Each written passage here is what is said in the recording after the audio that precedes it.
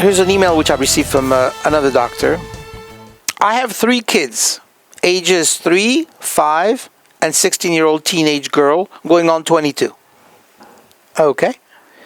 We had a great family life until my daughter started dating and created lots of stress in my marriage. My wife and I have issues. My wife has given up on her and left it all up to me to take care of her. My practice is suffering and I have a hard time focusing on my patients. Would you recommend I hire an associate? Wow, that is a time bomb.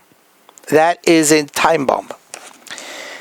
The issue about the associate will not solve anything about what you have here.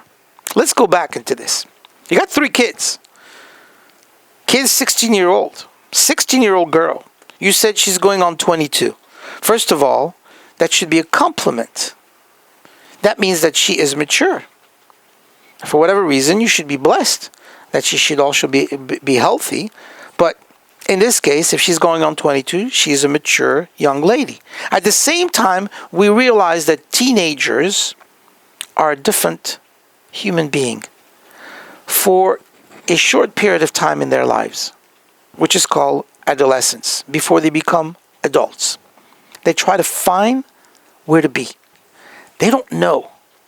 They're not kids, certainly not babies, but they're not adults. They're in between. This in-between situation causes them often to be disgruntled with the world, with themselves. Sometimes because of the rejection that happens in school. Sometimes because they're being bullied. Sometimes because they have a talent and it's being muffled. Sometimes it's because the way the parents treat them.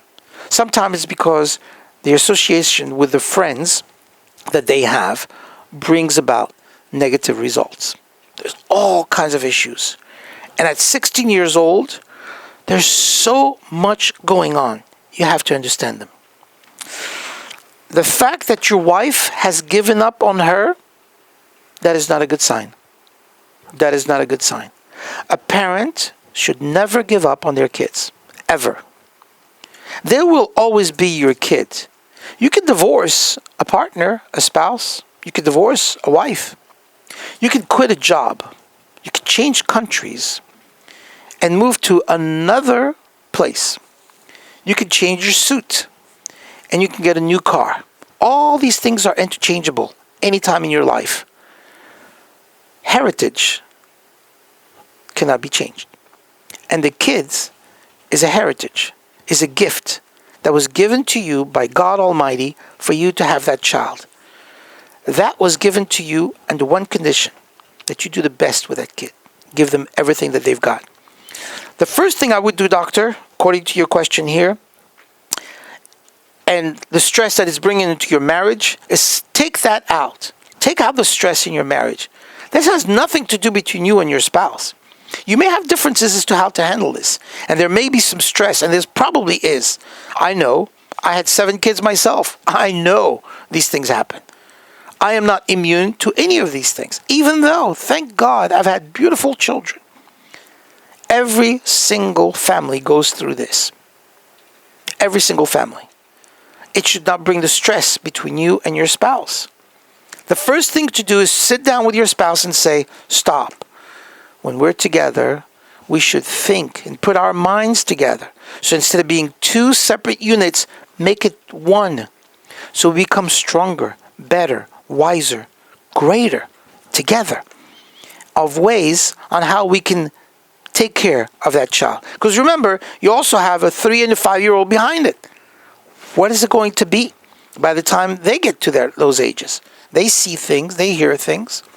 So first, fix this part between you and your spouse. Number 1.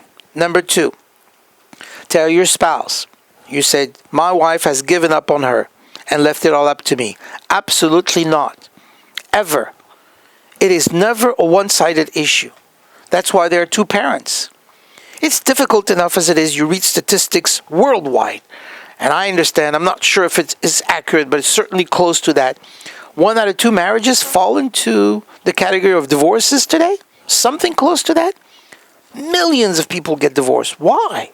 Why is that necessary? What happened to our parents and our grandparents and our great-grandparents? The word divorce ever was never part of a conversation. That's one thing we don't mention.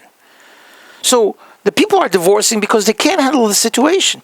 Ask yourself the question, why did I get married? Because you obviously found in the other party some kind of a bond.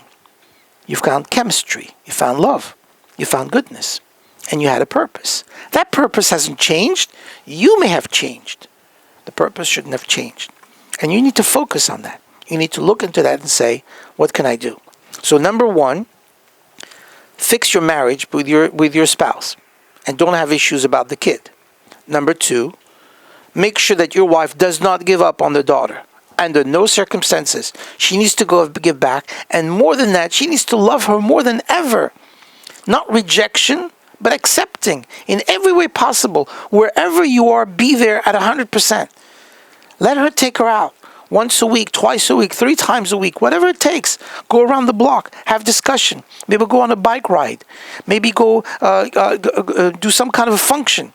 Learn how to play tennis together. Learn piano lessons. Take her to a movie. Whatever you've got to do so that it builds a relationship.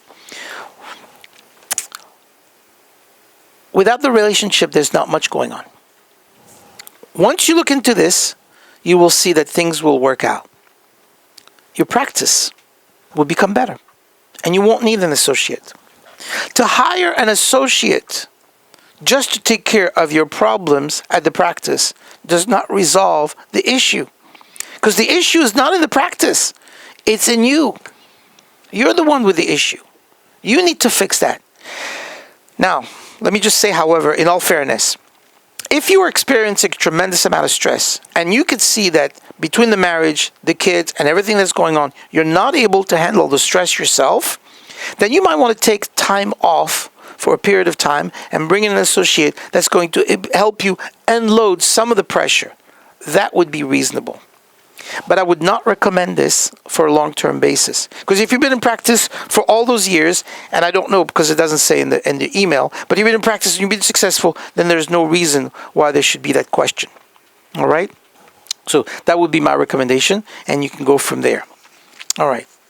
I hope this answered your question. And please understand that in life,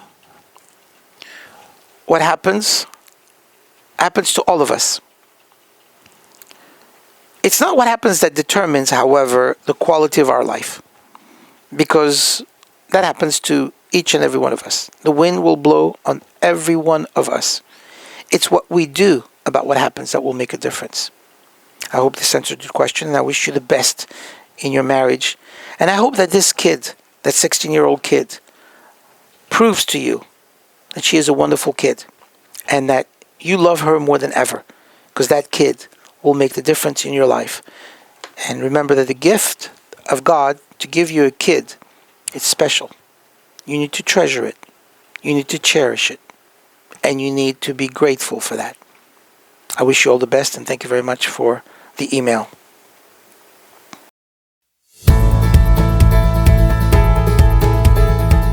Please subscribe to my YouTube channel and click the notification bell to get my latest update.